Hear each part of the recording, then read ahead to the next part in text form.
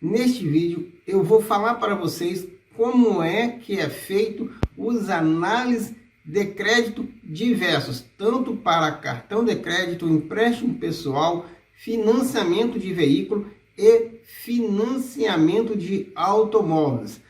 E todos os bancos têm os mesmos critérios, ok? Os mesmos critérios, e eles terceiriza às vezes os análises de crédito. Isto para poder não ter muito custo, então eles preferem terceirizar, para eles é melhor. Então vamos lá, que eu trabalhei por um pouco período de tempo, há um tempo bastante tempo atrás, no setor de análise de crédito. Não era eu que fazia o análise de crédito, porque eu era muito bonzinho demais, ainda sou, então eu não sirvo para se fazer análise de crédito. Então eu trabalhei no setor e aí eu via como é que era feito as análises de crédito. Então tem vários tipos de análise de crédito, tá? Vê-se várias coisas, e quando o cliente ou o suposto cliente comprova renda via contra-cheque, alguns lugares aí do estado do Brasil chama Roller It, a gente tinha um tipo de tratamento. Quando se era por imposto de renda, era outro tipo de tratamento. E quando era por decore, ainda outro. E quando não comprovava a renda, aí era outra ainda, aí que demorava mais ainda. Então, vamos lá, que eu vou dar uma explicada para vocês entenderem que assim, não modificou muito. Hoje em dia tem se robotizado, ok? Mas na minha época ainda era manual. Ainda existe alguns bancos que é manual, por isso que demora às vezes até 10 dias ou mais para poder dar-se o veredito do análise de crédito. E vamos então falar para vocês que se houver diferença, muito pouco de setor em setor, mas globalizado é igual, tá? Mas antes, você que não é inscrito no canal, dá aquela força, se inscreva no canal, não custa nada, é de graça para você. Clica no sininho para receber novo vídeo, seu comentário, a sua pergunta, e bora para o tema do vídeo. Lembrando sempre que é o seguinte, galera, eu tenho links na descrição para levar você para estar pedindo o seu cartão de crédito, ok? Tem tanto na descrição. O seguinte, vamos até o final do vídeo para vocês conseguirem entender, porque eu sou bastante abordado sobre a pergunta de como é feito os análises de crédito, e eu vim então fazer esse vídeo, que em alguns vídeos que eu fiz anteriormente, eu coloco aleatoriamente alguns parecer, mas não tudo igual eu vou fazer nesse vídeo agora, para falar para vocês passo a passo de uma análise de crédito, conforme eu vi na época, há pouco tempo que eu trabalhei no setor de análise de crédito, ok? Então vamos lá. Primeiramente, o seguinte, eu falei que tem como comprovar a renda com um comprovante de renda chamado o contra-cheque, ou Roller It, ou pelo imposto de renda, ou pelo o decore. Decore é aquilo que o contador oficialmente faz para uma pessoa, tanto física quanto jurídica, ok? Então isso é o decore. E também aquela que não tem como comprovar renda, não comprova renda nenhuma, porque é autônomo e não tem nada, imposto de renda, não tem nada, então vai com cara e a coragem, que inclusive o que muito acontece hoje em dia no setor digital, quando você pede pelo seu smartphone, não é necessário comprovar renda. Então, mesmo que você tenha renda, não é mais necessário comprovar renda. Então deu uma pequena modificada, e aí eles colocaram o robô e colocaram algum algoritmo nos robôs para poder escanear o CPF da pessoa. Muito bom. Então é o seguinte, no meu tempo era manual, vou falar para vocês como é que é.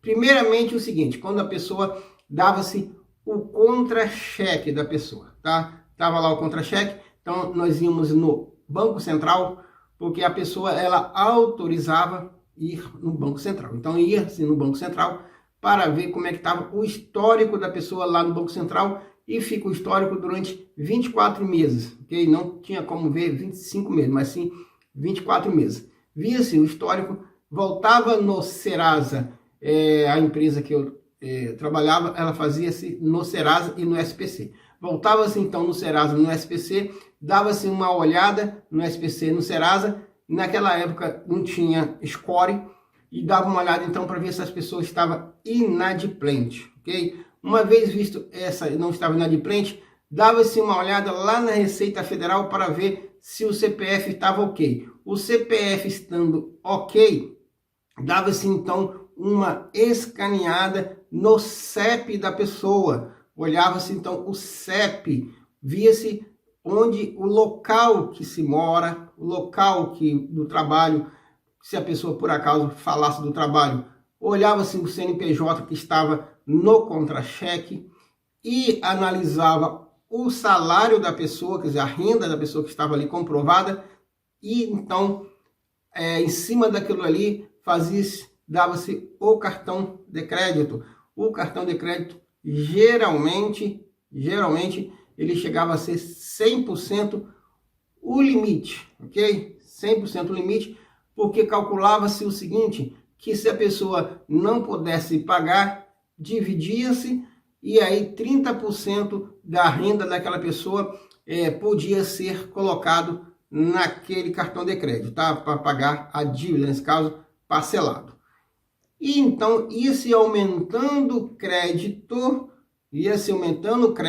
isso já era uma outra situação, mas ia-se aumentando o crédito conforme a pessoa ia pagando direitinho, via-se que a pessoa era bom pagador, ia-se aumentando então o limite, e aí dava-se um patamar, parava, ok? Bom, quando a pessoa dava-se o imposto de renda, aí era o seguinte, era em cima do que o imposto de renda é algo que se pode induzir a fazer um imposto de renda, ou seja, a pessoa, de repente, não necessariamente ela ganhava aquele valor, porque querendo se comprovar uma renda, colocava-se lá, mesmo tendo que pagar a Receita Federal, podia se colocar o que quisesse.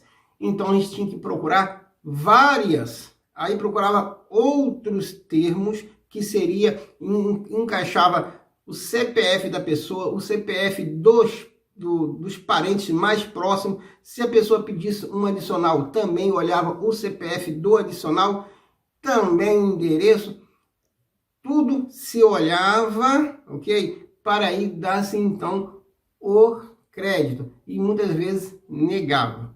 A mesma assim é o decore, também igual o comprovante de renda em cima de imposto de renda, ok? Também é a mesma coisa, porque o decore, se posso chegar junto ao meu contador e falar, olha, eu quero comprovar uma renda de 5 mil reais, então o contador vai lá e colocar 5 mil reais, então também ficava algo meio que escondido. E aquela pessoa que não tinha como comprovar renda, às vezes ele era aprovado muito melhor e muito mais rápido, ok? Porque aquela pessoa ela ia com verídico, dizendo, olha, não ganho X, mas não tem como comprovar renda. Então se tinha ainda mais credibilidade para a pessoa. Então é por isso que hoje em dia, no âmbito digital, não é necessário mais comprovar renda. Porque então a gente ia fazer as mesmas coisas de quem tinha o contra-cheque. Ia dar uma procurada lá no SCR. Lá no SCR tem como saber quantas contas bancárias está aberta, quando a pessoa pegou de empréstimo acima de R$200, ou seja, o crédito acima de R$200, via-se no Bureau de Crédito Serasa, o SPC, dava-se uma olhada no Bureau de Serasa, o SPC, depois fazia outra escaneada e dava-se então o limite. Presumia que se o camarada falou assim, olha, eu ganho 2 salários mínimos mensal e eu sou autônomo, mas meu serviço é legal. E aí então se dava o crédito para aquela pessoa, mas aí não dava-se 100% de crédito. Dava geralmente 50%, 60%, 70% de crédito daquela pessoa, quando o banco que pedia, nesse caso que era terceirizado, o banco não pedia para ter limite de teto máximo, ok? Ou de teto mínimo. Tem muitos bancos que tem um teto mínimo, igual, por exemplo, eu creio que já acabou, mas o Nubank, que era o teto mínimo, era R$50, né? Depois aumentou, parece que agora o teto mínimo do Nubank é 200. Então tem vários bancos que tem o teto mínimo, o Next é R$100, tá? O teto mínimo. Então, Não, que isso agora, o Nex é R$100 agora, antes era 50 também.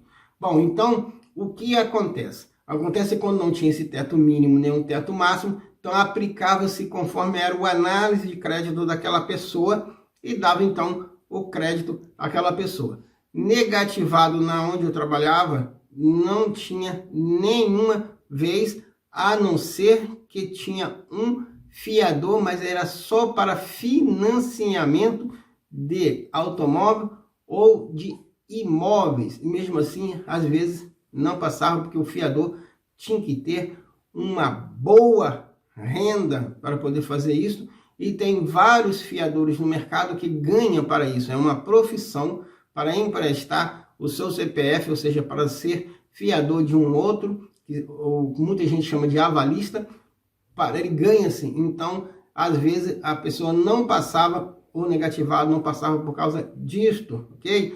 Então, era muito difícil fazer esses análises de crédito e ainda está sendo até o dia de hoje. Por isso que muita gente que tem nome limpo no SPC, às vezes tem até um score alto, mas não passa na aprovação de crédito, porque é escaneado, inclusive o CPF do cônjuge, ou seja, da esposa ou do esposo, o companheiro ou da companheira, e também se a pessoa pedir um cartão adicional, e quando se pede um cartão adicional, se coloca o CPF, aí aquele CPF também vai ser escaneado, e por causa daquela escândalo do CPF, se a pessoa tiver inadimplente, também não é aprovado o cartão de crédito, porque aquela pessoa está pedindo um adicional para uma pessoa inadimplente. E também o local CEP, o endereço, ok? Se naquele endereço a gente descobrisse que tinha uma outra pessoa que estava inadimplente, também não era passável. Digamos que seja na mesma casa, o filho pede, mas o pai ou a mãe estava no SPC, quer dizer, está no SPC, aí também era reprovado. Isso no local que fazia o análise de crédito, tá? Nem sei mais se essa empresa existe, ok? Isso já foi, tipo, mais ou menos há mais de 20 anos atrás, não sei se essa empresa existe, então não vou falar o nome dela, não tem necessidade, que para preservar também o nome da empresa, ok? Então, galera, é assim que se fazia o análise de crédito e não mudou muita coisa, não mudou, continua sendo a mesma coisa. Então, está aí explicado como é que é feito o análise de crédito para conceder para você o cartão de crédito ou financiamento ou um empréstimo pessoal. Valeu, galera!